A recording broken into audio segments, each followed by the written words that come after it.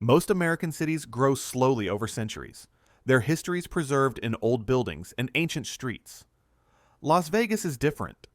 This desert city has been constantly reinventing itself for over 100 years, tearing down its past to make room for its future. Learning about Las Vegas means piecing together stories of demolished casinos, vanished landmarks, and forgotten dreams. But what a story it is. We'll start with the Paiute people who called this valley home for thousands of years. Then we'll discover how a natural spring became a crucial stop on the Spanish Trail. We'll meet the ambitious railroad baron who auctioned off a town in the middle of nowhere, and the mobsters who built neon palaces in the desert. We'll watch as visionaries like Steve Wynn and Howard Hughes transformed Las Vegas from a frontier outpost into the entertainment capital of the world. And we'll see how the city continues evolving today, with professional sports teams, world-class dining, and attractions that go far beyond gambling. This is the history of Las Vegas, a city that never stops changing. Long before neon lights illuminated the desert sky, the Las Vegas Valley was home to the southern Paiute people for over 10,000 years. They understood something that modern Las Vegas would later capitalize on. This valley had something precious in the middle of the desert: water. Natural springs created an oasis where the Paiutes thrived, hunting, gathering, and leaving behind pictographs that archaeologists still study today. These springs would eventually give Las Vegas its name. Spanish explorers traveling the Old Spanish Trail called the area Las Vegas, meaning the meadows, because of the green grasses growing around the water. By the late 1800s, American settlement displaced the Paiutes from their ancestral lands, but one woman made a difference. Helen Stewart, a Scottish immigrant who owned a large ranch near what would become downtown, befriended the local Paiute community. In 1911, she donated 10 acres to establish the Las Vegas Paiute Colony, giving the tribe a permanent foothold in their valley. In 1855, Mormon missionaries from Salt Lake City built an adobe fort near Las Vegas Creek, hoping to convert the Paiutes and establish a farming community. But the brutal desert heat, crop failures, and internal conflicts doomed the mission. Within 2 years, they abandoned the fort and returned to Utah. Parts of that fort still stand today as the oldest structure in Las Vegas. After the Mormons left, a prospector named Octavius Gass took over the property in 1865 and turned it into Las Vegas Rancho, a profitable rest stop offering food, lodging, and alcohol to travelers on the Old Spanish Trail. But Gass accumulated crushing debts trying to expand his empire. Enter Helen Stewart again. After her husband was mysteriously murdered in 1884, she purchased the rancho from Gass, helping him avoid complete ruin. Stewart ran the property brilliantly for over 20 years, expanding it to thousands of acres while treating her Paiute workers with unusual respect for the era. Helen Stewart's most significant contribution came in 1902, when a railroad baron arrived with an offer she couldn't refuse. William Andrews Clark was not a nice man. Born in 1839, he was brilliant, ambitious, and completely self-interested. He became a teacher at 17, but education didn't satisfy his hunger for wealth. During the Civil War, while other men fought and died, Clark deserted his post to open a mining supply business. He made a fortune by charging inflated prices to miners who had no other options. Clark's greed extended into politics. He desperately wanted to become a U.S. senator, not to serve the public, but to advance his business interests. His first attempt failed when he was caught trying to bribe other politicians. His second attempt succeeded when he made false promises to miners about shorter working hours and higher wages, promises he never intended to keep. But Clark's self-interest would accidentally create the foundation of modern Las Vegas. In the early 1900s, Clark owned a railroad company and wanted to build a line connecting Salt Lake City to the shipping ports of Los Angeles. His trains would need a service stop roughly halfway through the journey, somewhere with water to replenish the steam engines.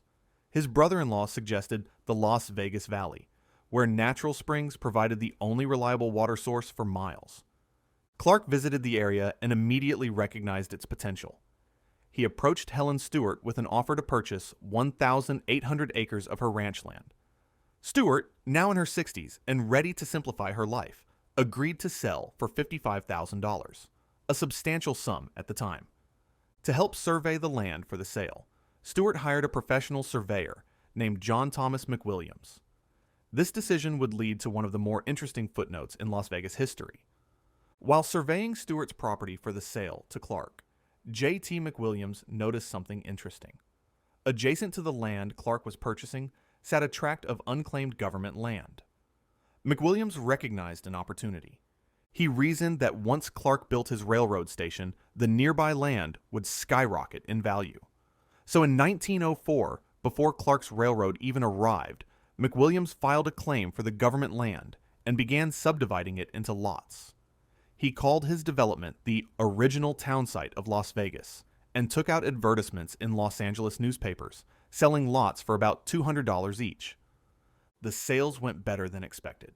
Miners, investors, and opportunists rushed to buy into McWilliams' town site, hoping to profit when Clark's railroad arrived. But there was a problem. McWilliams didn't have the resources to develop a proper town. Building materials were scarce in the desert. His buyers constructed crude shelters using timber scraps and tent canvas, giving the settlement its infamous nickname, Ragtown. At first, Ragtown actually showed promise. A few businesses opened, including saloons, a general store, and even a newspaper called the Las Vegas Age. Residents convinced themselves they were getting in on the ground floor of something big. Then William Clark announced the incentives for his competing town site. Anyone who bought lots in Clark's development would have guaranteed access to the railroad depot and maintenance yard. This was a game changer. Access to the railroad meant access to jobs, shipping, and transportation. McWilliams couldn't compete with that. One by one, Ragtown residents and businesses abandoned McWilliams' development and moved to Clark's town site. Even the Las Vegas Age newspaper relocated. The freight companies switched their operations. Within months, Ragtown was nearly deserted. The final blow came on September 5th, 1905, when a fire swept through the remaining structures, destroying most of what was left of the tent city. J.T. McWilliams' dream of building the original Las Vegas disappeared in smoke and flames. Today, nothing remains of Ragtown except a few historical markers and the cautionary tale of a speculator who tried to outmaneuver a railroad baron. On May 15, 1905, William Andrews Clark held the auction that would officially create Las Vegas as a town. More than 3,000 people arrived from as far as Salt Lake City and Los Angeles, drawn by advertisements promising to reimburse their train fare if they attended. Clark's company had even prepared maps of the undeveloped town site and advertised them in regional newspapers. The auction took place under a large canvas tent just east of the new railroad depot.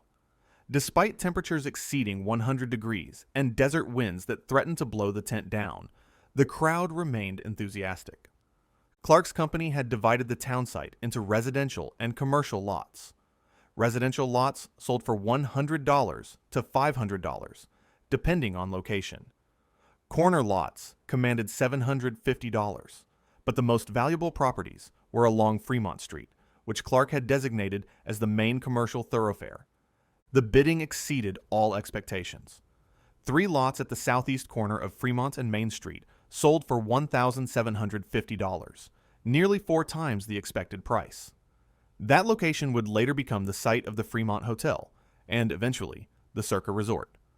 By the end of the day, Clark had sold over 600 lots and made nearly a 500% profit on the land he'd purchased from Helen Stewart just a few years earlier. Some buyers were so eager to start their businesses that they began construction that very evening. Saloon owners from Ragtown literally dragged their timber frames and tent coverings across the railroad tracks to their new plots, determined to be open for business by sunrise. The auction marked the official beginning of Las Vegas as a permanent settlement. On May 16, 1905, the first full day after the auction, Las Vegas consisted of a railroad depot, a few dozen tents, and the promise of more to come. The town grew quickly. By 1911, Las Vegas had enough permanent residents and infrastructure to officially incorporate as a city. The population was still less than 1,000 people, but the foundation was set. Las Vegas was no longer just a railroad stop. It was a town with ambitions. For the first quarter century of its existence, Las Vegas remained a small railroad town with a population under 5,000. That would change dramatically with the construction of the Boulder Dam, later renamed Hoover Dam. In the 1920s, the U.S. Bureau of Reclamation began searching for a location to build a massive hydroelectric dam on the Colorado River.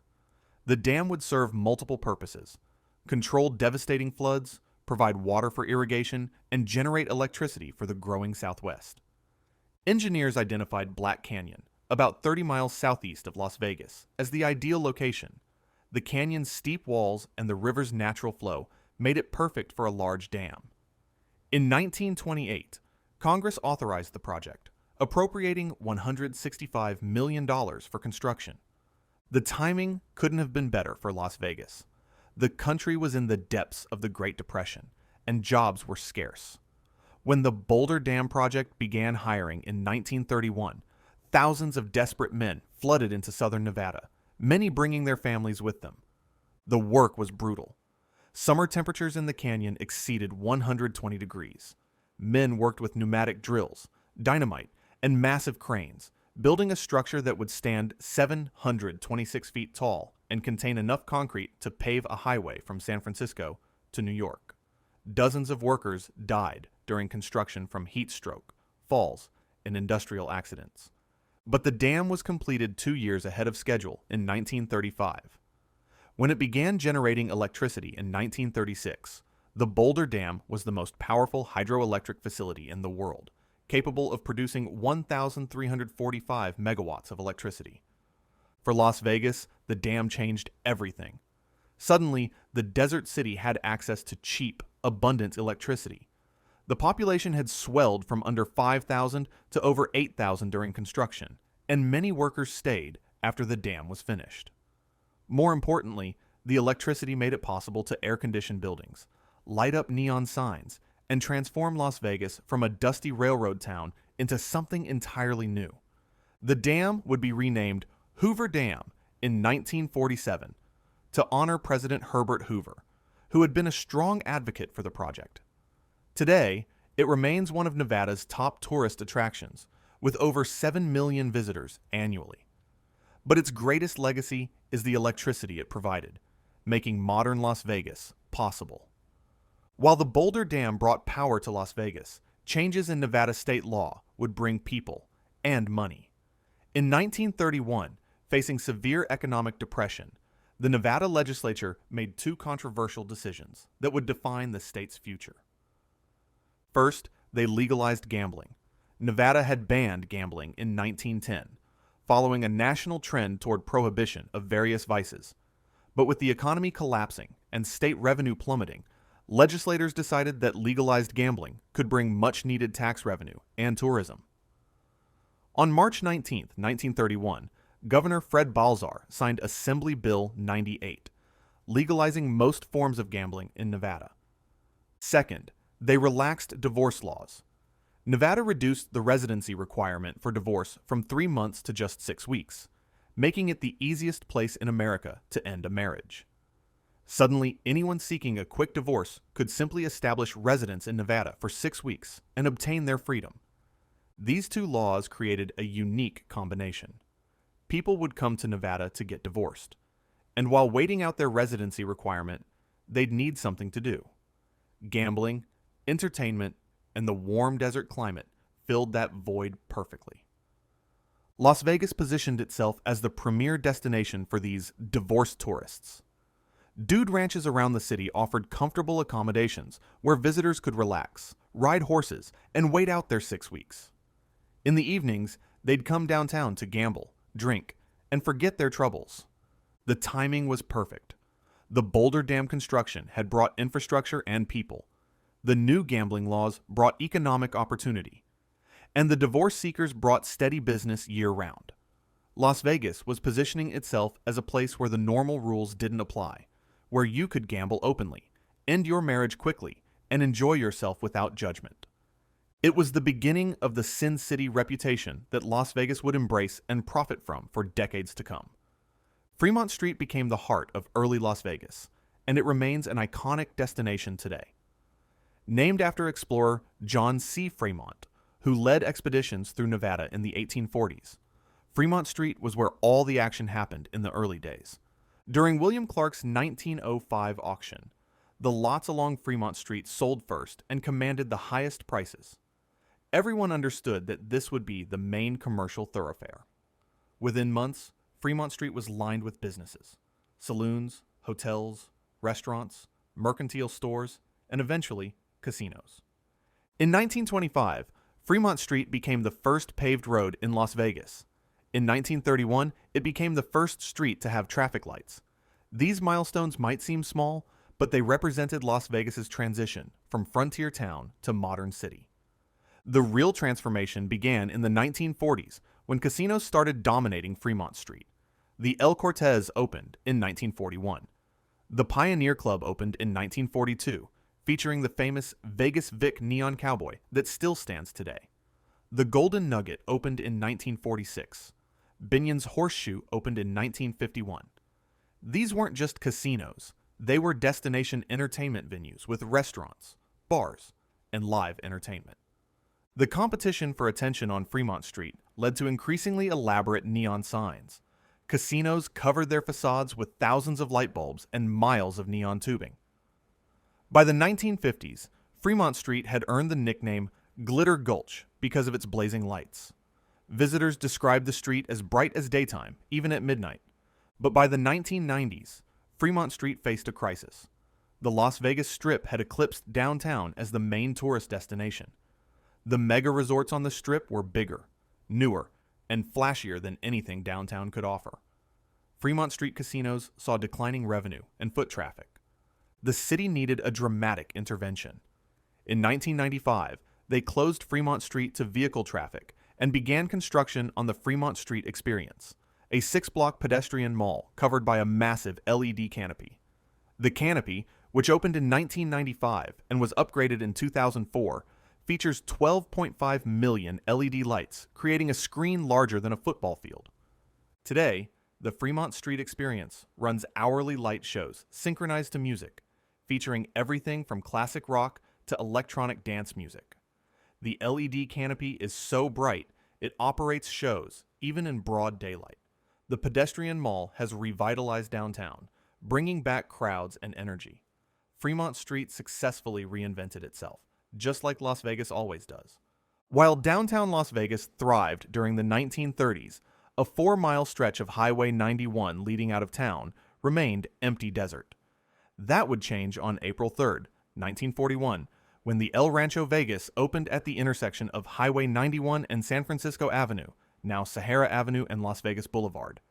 The El Rancho was the vision of Thomas Hull, a California hotelier who understood something the downtown casinos didn't. Most visitors to Las Vegas were arriving by automobile, driving from Los Angeles. These motorists didn't want to navigate downtown traffic and parking. They wanted convenience, a place where they could park easily, check into a hotel room, eat dinner, gamble, and see a show, all without getting back in their car.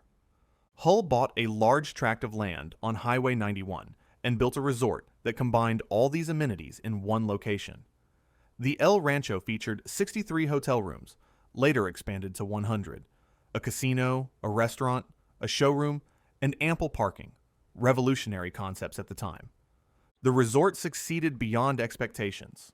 Motorists loved the convenience, and soon other developers were eyeing that empty stretch of Highway 91.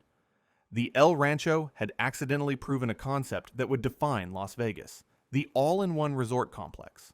The El Rancho also introduced the all-you-can-eat buffet to Las Vegas. Originally, the buffet was just a way to keep gamblers in the casino, offer them cheap, abundant food so they'd eat quickly and return to the tables.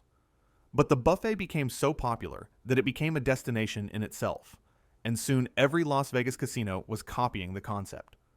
Unfortunately, the El Rancho's success was cut short. On June 17, 1960, a fire destroyed the resort. The blaze started around 6 a.m. and quickly engulfed the wooden structures.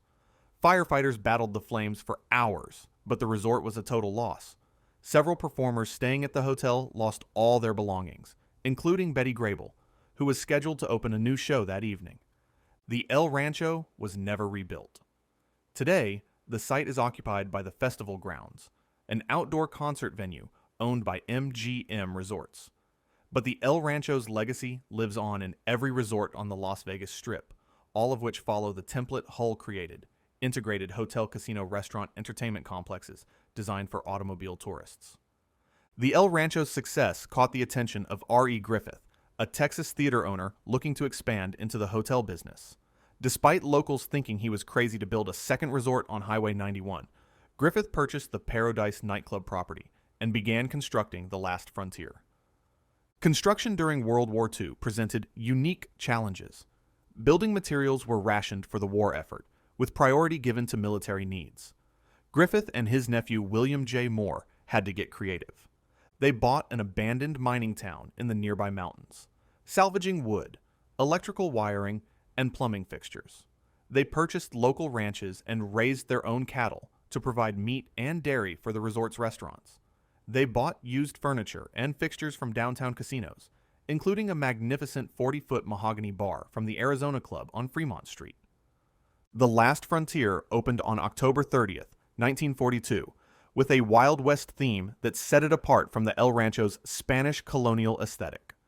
The resort resembled a frontier town's main street, complete with wooden sidewalks, saloon doors, and rustic facades. The landscaping featured 3,700 trees, plants, and shrubs, creating a lush oasis in the desert.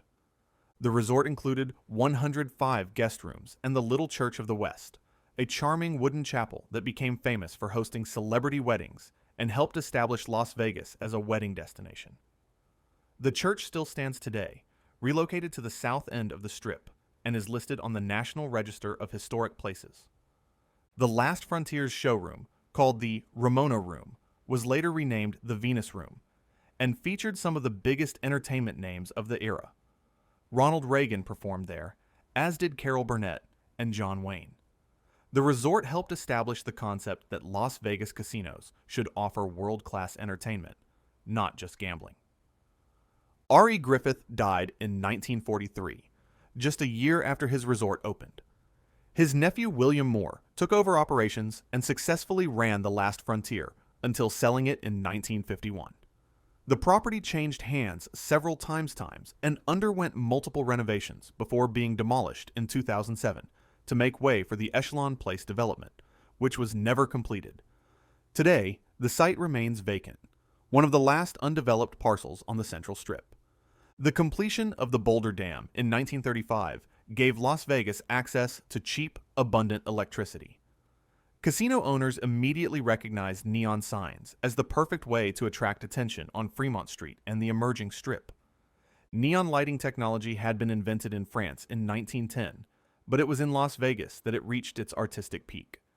The brilliant colors, the ability to create elaborate animated displays, and the way neon glowed in the dark made it perfect for attracting gamblers and creating an exciting atmosphere.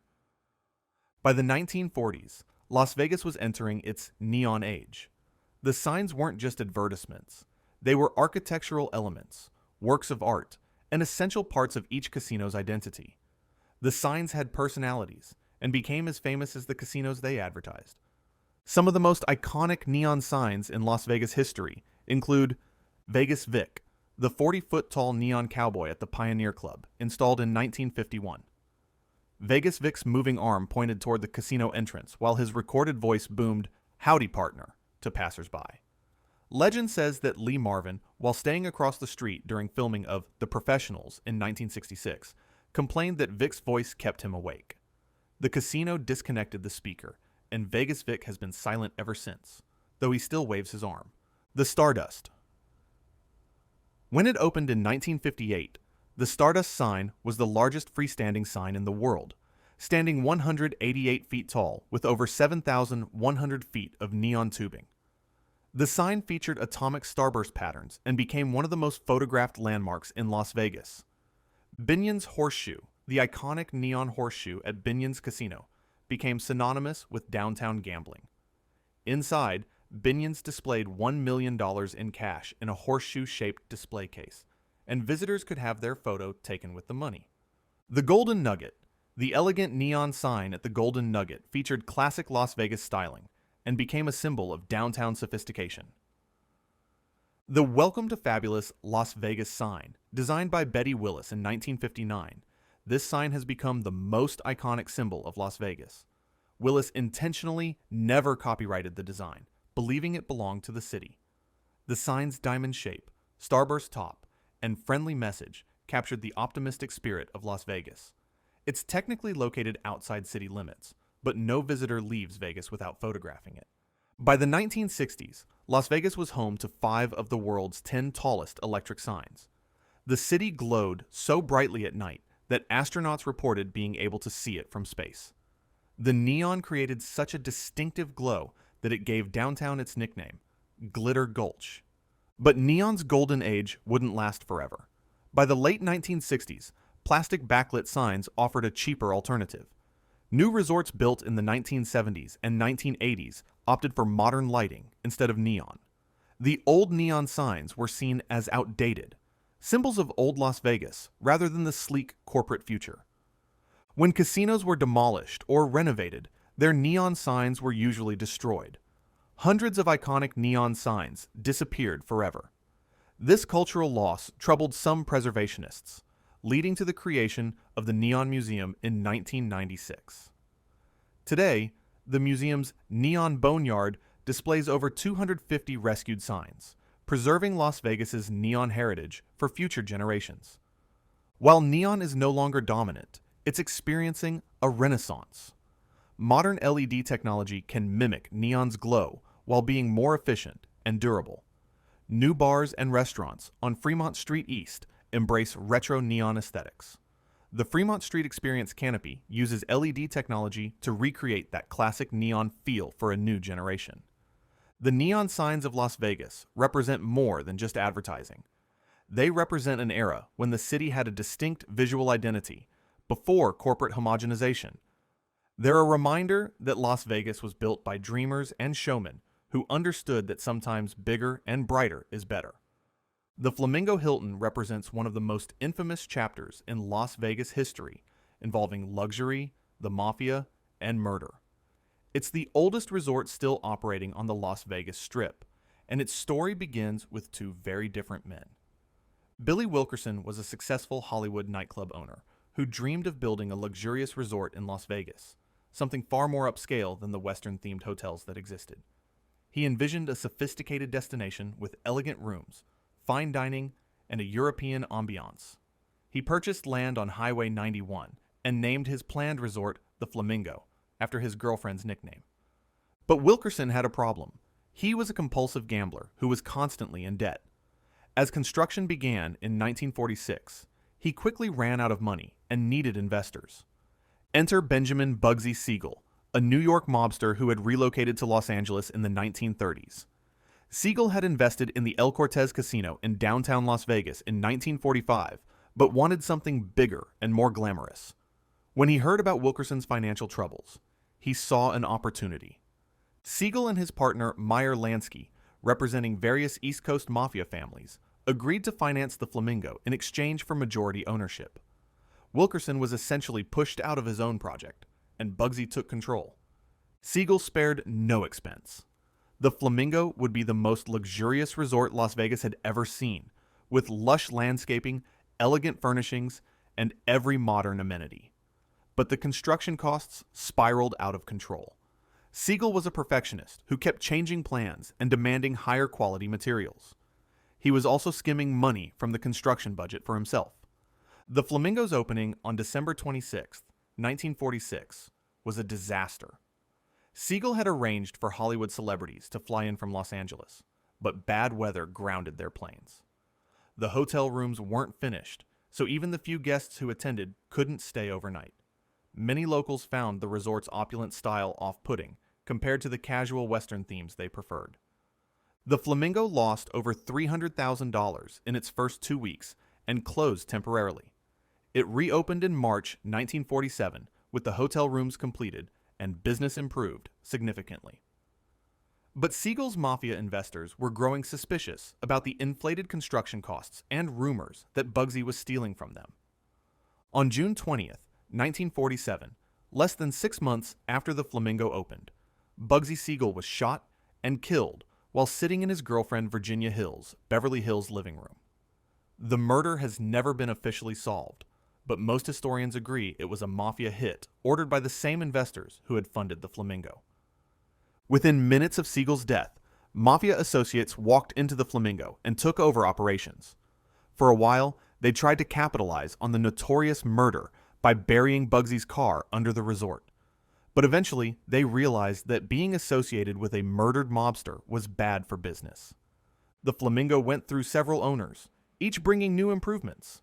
In 1960, a group of Miami investors purchased the resort and gave it a tropical makeover, removing most of the original fixtures and Siegel-era decor. They expanded the property, added more hotel towers, and transformed it into the family-friendly destination it is today. The Flamingo pioneered several casino tactics that became industry standards. It was the first to remove all clocks and windows from the casino floor, eliminating time references so gamblers would play longer. It designed the floor plan so guests had to walk through the casino to reach restaurants, showrooms, and hotel elevators, maximizing exposure to gambling. The resort also ushered in Las Vegas's golden age of entertainment.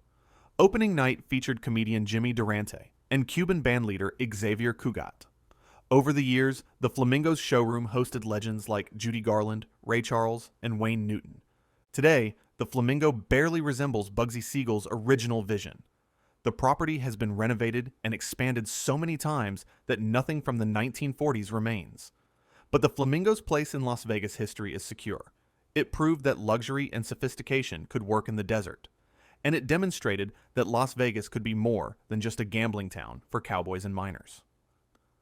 The Sands Hotel and Casino opened on December 15, 1952, and quickly became one of the most glamorous destinations on the Strip.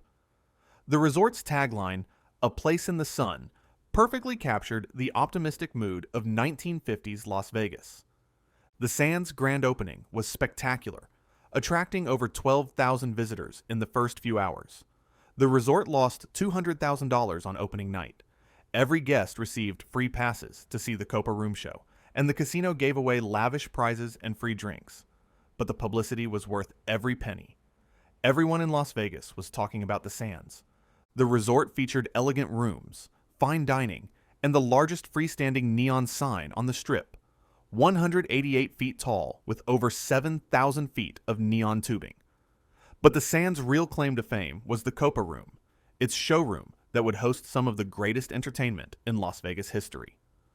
The Copa Room was designed in a Brazilian carnival style and named after New York's famous Copacabana nightclub. Antonio Morelli, the Sands' musical director, was the secret to the Copa Room's success. Morelli treated every performer like family, welcoming them to rehearse and perform anytime they wanted. His home became an unofficial gathering place for celebrities who would meet there after shows to relax and socialize. Frank Sinatra became the face of the Sands. He first performed at the Copa Room in 1953 and fell in love with the venue. Sinatra eventually bought a stake in the resort and made it his Las Vegas headquarters. He recruited his famous friends, Dean Martin, Sammy Davis Jr., Peter Lawford, and Joey Bishop, to join him for shows that were more like parties than performances. The Rat Pack, as they were called, performed at the Sands throughout the early 1960s. Their shows were legendary. They'd sing, tell jokes, drink cocktails on stage, and make fun of each other. The performances were loose, spontaneous, and hilarious. Some nights they'd bring celebrities from the audience on stage. Other nights they'd just hang out and entertain themselves while the audience watched. During the day, the Rat Pack was filming Ocean's 11 at the Sands, and at night they'd perform in the Copa Room. The movie, released in 1960, featured the Sands prominently and cemented the resort's reputation as the coolest place in Las Vegas. The Sands operated successfully until the 1990s, but by then it couldn't compete with the massive new mega resorts being built on the Strip. The Sands was demolished on November 26, 1996, in a spectacular implosion, and the Venetian Resort was built in its place. Today, nothing remains of the Sands except photographs, film footage, and memories. But its legacy lives on. The Sands proved that world-class entertainment could be as big a draw as gambling, and it established Las Vegas as a legitimate entertainment destination. By the late 1950s, Las Vegas had established itself as a gambling and entertainment destination, but the resorts were still relatively modest. The Tropicana and Caesar's Palace would change that, ushering in an era of extravagant luxury that defined modern Las Vegas.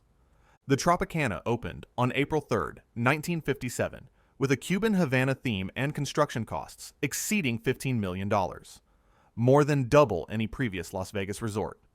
The resort featured a massive 60-foot flower-shaped fountain in the center of an enormous swimming pool, lush tropical landscaping, and crystal chandeliers throughout. The rooms were the most luxurious on the Strip, and the Folies Bergère show from Paris became one of the longest-running productions in Las Vegas history. The Tropicana earned its nickname, Tiffany of the Strip, by offering elegance and sophistication. While other casinos catered to casual gamblers, the Tropicana attracted high rollers who appreciated fine dining, premium service, and refined entertainment. But if the Tropicana was elegant, Caesar's Palace was audacious. Jay Sarno, a motel chain owner, had a vision: create a resort where every guest felt like a Roman emperor. The name Caesar's Palace, without an apostrophe, was deliberate. It's a plural noun, meaning every visitor is a Caesar, and everything belongs to them. Sarno purchased the Old Dunes golf course and began construction on his Roman fantasy. He set the building back from the Strip, forcing visitors to enter through elaborate gardens with fountains and Roman statues. This created a sense of leaving the real world and entering ancient Rome. Caesar's Palace opened on August 5, 1966, with the most extravagant grand opening party Las Vegas had ever seen.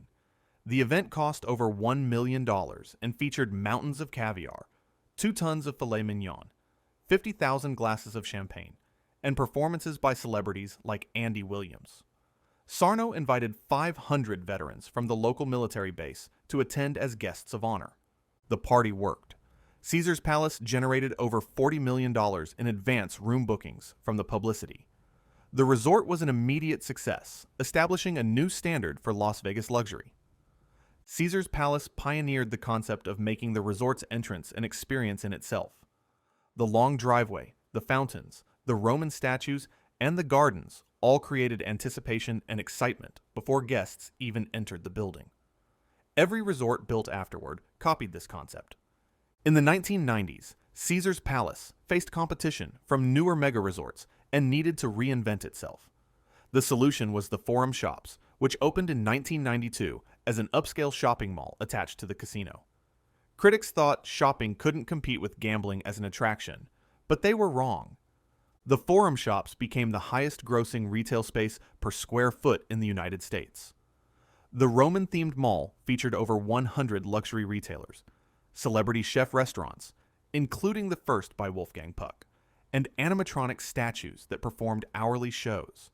The Forum Shops proved that Las Vegas could be a world-class shopping destination, not just a gambling town. Today, Caesar's Palace remains one of the Strip's most iconic properties, hosting celebrity residencies, championship boxing matches, and world-class dining. It proved that themed resorts could work at a massive scale, and that luxury and excess were exactly what Las Vegas should embrace. Howard Hughes arrived in Las Vegas on Thanksgiving Day, 1966, and checked into the top 2 floors of the Desert Inn. He planned to stay a few weeks. He ended up staying 4 years and changing Las Vegas forever. Hughes was already one of the most famous people in America, a brilliant engineer, aviation pioneer, film producer, and one of the wealthiest men on the planet. But he was also increasingly eccentric, paranoid, and reclusive. He had obsessive-compulsive disorder and was terrified of germs. He rarely left his hotel suite. In late December, the Desert Inn's management asked Hughes to vacate his rooms for high-rolling guests arriving for New Year's Eve. Hughes didn't want to move. So on March 27, 1967, he wrote a check for $13.2 million and bought the entire hotel. This began the most extraordinary real estate buying spree in Las Vegas history. Over the next 4 years, Hughes purchased the Desert Inn, the Sands, The Frontier, the Castaways, the Silver Slipper, the landmark KLAS-TV, the local CBS affiliate, the North Las Vegas Airport, thousands of acres of undeveloped land.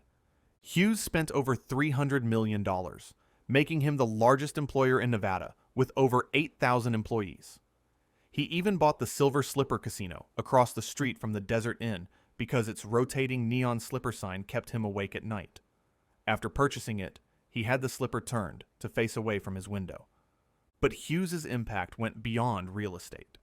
He had a vision for Las Vegas that would transform the city from a mafia-controlled gambling town into a corporate-owned entertainment destination.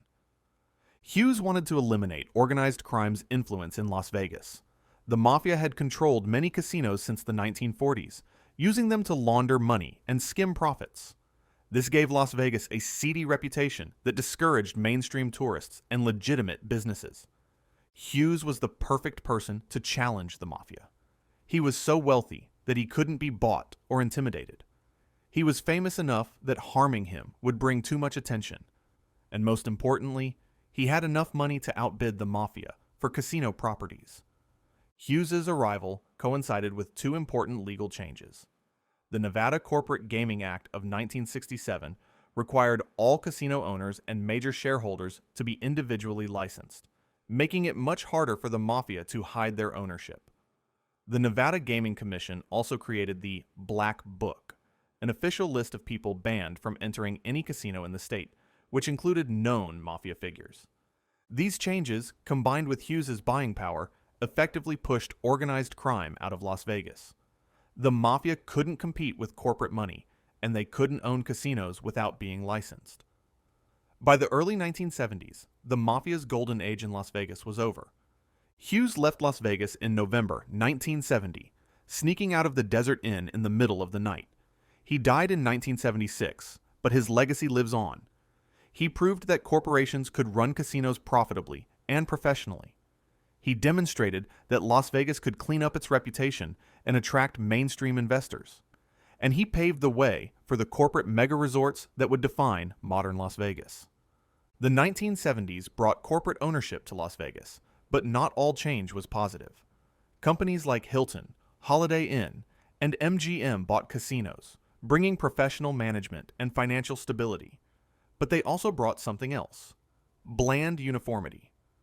The corporate hotels lacked the personality and charm of earlier resorts. They were larger, more efficient, and more profitable, but also more boring. The Hilton chain bought the Flamingo and the International, later the Las Vegas Hilton. Holiday Inn built the Holiday Casino. MGM opened the original MGM Grand in 1973. These resorts were successful businesses, but they felt like hotels anywhere else, just with casinos attached. The unique themes, the colorful characters, and the sense of showmanship that defined early Las Vegas began disappearing. The decade also brought tragedy. On November 21st, 1980, a fire at the MGM Grand killed 85 people and injured over 700, making it one of the deadliest hotel fires in American history. The fire started in a restaurant and spread rapidly through the casino due to flammable materials and inadequate fire suppression systems. The MGM fire led to sweeping changes in Nevada fire safety codes. Every casino in the state was required to install sprinkler systems, smoke detectors, and fire-resistant materials. Emergency exits were improved, and staff received fire safety training. The tragedy made Las Vegas buildings much safer, but it came at a terrible cost. By the mid-1980s, Las Vegas was in trouble. Atlantic City had legalized gambling in 1978, giving East Coast gamblers a closer alternative. Las Vegas was losing its monopoly on casino gambling in America. Tourism was flat, revenues were declining, and the city needed something dramatic to revitalize itself. That something dramatic arrived in the form of a man named Steve Wynn. Steve Wynn understood what corporate Las Vegas had forgotten. People wanted fantasy, excitement, and spectacle. They wanted themes, shows, and experiences they couldn't get anywhere else. Wynn would use these principles to revolutionize Las Vegas with a resort called the Mirage. Wynn had successfully operated the Golden Nugget in downtown Las Vegas since 1973, but he dreamed of building something spectacular on the Strip. In 1989, he opened the Mirage, and nothing in Las Vegas would ever be the same. The Mirage cost $630 million to build, the most expensive resort in history at that time. It featured 3,000 rooms, a massive casino, multiple restaurants, and showrooms on 65 acres of prime Strip property. But the building itself was just the beginning. Wynn created a Polynesian tropical paradise in the middle of the Mojave Desert. The resort featured lush landscaping with palm trees, lagoons, and waterfalls. The lobby included a 20,000-gallon aquarium behind the registration desk. And outside, facing the Strip, Wynn built an artificial volcano that erupted every hour with flames, smoke, and sound effects. The volcano was Wynn's masterstroke. It was free entertainment visible from the street, drawing crowds and creating excitement. People would stop their cars to watch. Tour buses would schedule their routes to arrive during eruption times. The volcano generated millions of dollars in free publicity and became one of Las Vegas's most photographed landmarks. Inside, the Mirage offered attractions that had nothing to do with gambling. Siegfried and Roy, the famous magicians, performed nightly with their white tigers. The resort built a $15 million habitat for the tigers, complete with an artificial jungle environment. A separate dolphin habitat housed bottlenose dolphins and offered educational programs where visitors could interact with the animals. The Mirage proved several revolutionary concepts. Resorts could attract visitors with non-gambling amenities. Free street-side attractions generated publicity and foot traffic. Themes could be executed at a massive scale. People would pay premium prices for premium experiences. The Mirage was immediately successful, generating enough revenue to pay off its $630 million construction loan in just 18 months. More importantly, it triggered a building boom that would transform Las Vegas. The Mirage's success convinced investors that Las Vegas could support even larger, more expensive resorts. The 1990s saw the greatest construction boom in Las Vegas history, with over $12 billion invested in new resorts. In 1990, the Excalibur opened with 4,000 rooms, themed after King Arthur's castle, making it briefly the largest hotel in the world. In 1993, Steve Wynn opened Treasure Island next door to the Mirage, featuring nightly pirate battles complete with full-size ships and elaborate special effects. The Luxor opened in 1993 as a massive Egyptian pyramid with a 30-story tall atrium and a beam of light shooting from its apex that's visible from space. MGM Grand opened in 1993 with 5,000 rooms, making it the world's largest hotel, a title it held for years. In 1996, the Stratosphere opened with the tallest observation tower in the United States, standing 1,149 feet tall. The same year saw New York debut, recreating Manhattan's skyline with replicas of the Empire State Building, Statue of Liberty, and other landmarks, plus a roller coaster weaving through the buildings. But the crown jewel of the 1990s boom was Steve Wynn's Bellagio, which opened in 1998 at a cost of $1.6 billion, the most expensive hotel ever built at the time. Bellagio was designed to be the most luxurious resort in the world, featuring 3,000 elegant guest rooms, an 8-acre man-made lake with the now famous fountain show, a conservatory with seasonal botanical displays, a fine art gallery featuring works by Picasso, Monet, and Van Gogh, multiple celebrity chef restaurants. The Cirque du Soleil show O performed over and in a 1.5 million gallon water tank. The Bellagio fountains became Las Vegas's most iconic attraction. The water show features over 1,200 water nozzles shooting streams as high as 460 feet, choreographed to music ranging from opera to contemporary pop. The fountains perform every 15 to 30 minutes and are completely free to watch, drawing crowds day and night. Bellagio won the AAA 5 Diamond Award for 17 consecutive years, the longest streak of any hotel in the world. It proved that Las Vegas could compete with any luxury destination globally, Monte Carlo, Dubai, or Hong Kong. The 1990s building boom transformed Las Vegas from a gambling town into a full-fledged resort destination. Families could enjoy theme parks and attractions. Foodies could dine at restaurants by celebrity chefs. Art lovers could visit world-class galleries. And yes, people could still gamble. But now gambling was just one option among many. As Las Vegas entered the 21st century, the city shifted focus from family-friendly themes to adult sophistication and luxury. The new mega resorts opening in the 2000s were more refined, more expensive, and more exclusive. The Venetian opened in 1999, technically late 1999, but its impact was felt in the 2000s, on the site of the demolished sands. Recreating Venice with remarkable detail, the resort featured canals with singing gondoliers, replicas of St. Mark's Square and the Rialto Bridge, and over 4,000 suites. Every room was a suite, no standard rooms. In 2004, Steve Wynn began construction on his ultimate vision, Wynn Las Vegas. After selling his Mirage Resorts company to MGM in 2000, Wynn started fresh with a new resort bearing his name. He purchased and demolished the historic Desert Inn to build what he envisioned as the finest resort in the world. Wynn Las Vegas opened in 2005 at a cost of $2.7 billion. The 50-story, 2,716-room tower featured a 150-foot-tall man-made mountain, an 18-hole golf course designed by Tom Fazio, a Ferrari and Maserati dealership inside the casino, restaurants by celebrity chefs, a lake with a choreographed show featuring lights and music, the world's first automated window washing system. The building was too tall to clean manually. In 2008, Wynn added Encore, a companion tower with another 2,000-plus rooms, making the Wynn Encore complex one of the world's largest hotels. The property has won more Forbes 5-star awards than any other resort.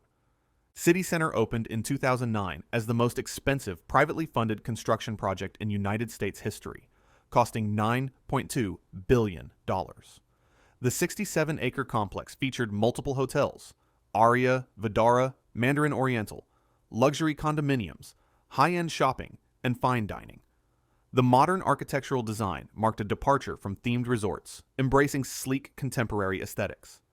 The 2000s also saw Las Vegas attract celebrity chef restaurants at an unprecedented scale. Gordon Ramsay, Wolfgang Puck, Joel Robuchon, Thomas Keller, Emeril Lagasse, Bobby Flay, and dozens of other acclaimed chefs opened restaurants in Las Vegas. The city transformed from a place known for cheap buffets to a legitimate culinary destination. High-end shopping became another major draw. The Forum shops were joined by other luxury malls, the Grand Canal shops at the Venetian, Crystals at City Center, and the shops at Wynn. Las Vegas became one of America's premier shopping destinations, attracting visitors who had no interest in gambling. The 2008 financial crisis hit Las Vegas hard.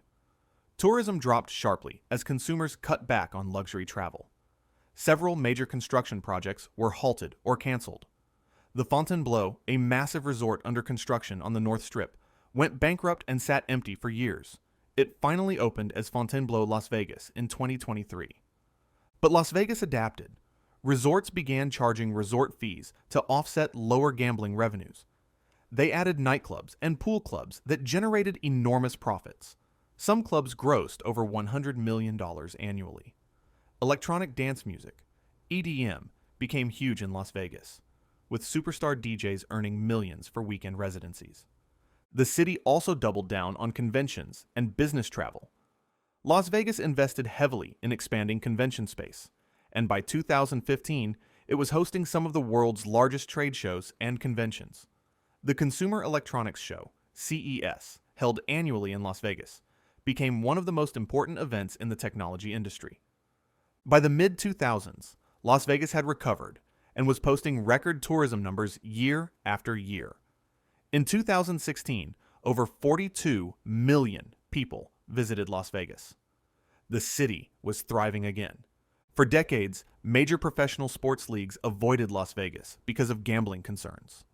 Leagues worried about the potential for game fixing and the perception that having teams in a gambling city would compromise the integrity of their sports. But attitudes changed as sports betting became more socially acceptable and legalized in other states. In 2016, the NHL announced it would place an expansion team in Las Vegas, the city's first major professional sports franchise. The Vegas Golden Knights began play in October 2017, and the response exceeded all expectations. The team sold out every home game. Fans embraced the Knights with passion rarely seen for an expansion franchise. The team's success on the ice was even more surprising. They reached the Stanley Cup Finals in their inaugural season, a nearly unprecedented achievement. The Golden Knights' immediate success convinced other leagues that Las Vegas could support professional sports. In 2020, the NFL's Oakland Raiders relocated to Las Vegas, becoming the Las Vegas Raiders and playing in the new Allegiant Stadium, a stunning $1.9 billion domed facility just off the Strip. In 2023, the Golden Knights won the Stanley Cup, bringing Las Vegas its first major professional sports championship. The city celebrated with a massive parade and rally, cementing the team's place in Las Vegas culture. Formula One added a Las Vegas Grand Prix to its schedule in 2023, creating a spectacular night race on a circuit that includes the Strip itself. The WNBA's Las Vegas Aces, who relocated from San Antonio in 2018, won back-to-back championships in 2022 and 2023, establishing themselves as a dynasty. Las Vegas is also pursuing MLB and NBA teams. The Oakland Athletics announced plans to relocate to Las Vegas, with a new stadium planned near the Strip. The city that was once considered unfit for professional sports is now one of the hottest markets in American sports. The COVID-19 pandemic forced Las Vegas to shut down completely in March 2020, something that had never happened before. Casinos closed, shows were canceled, and the Strip went dark. It was devastating for a city whose economy depends entirely on tourism and entertainment. But Las Vegas proved resilient.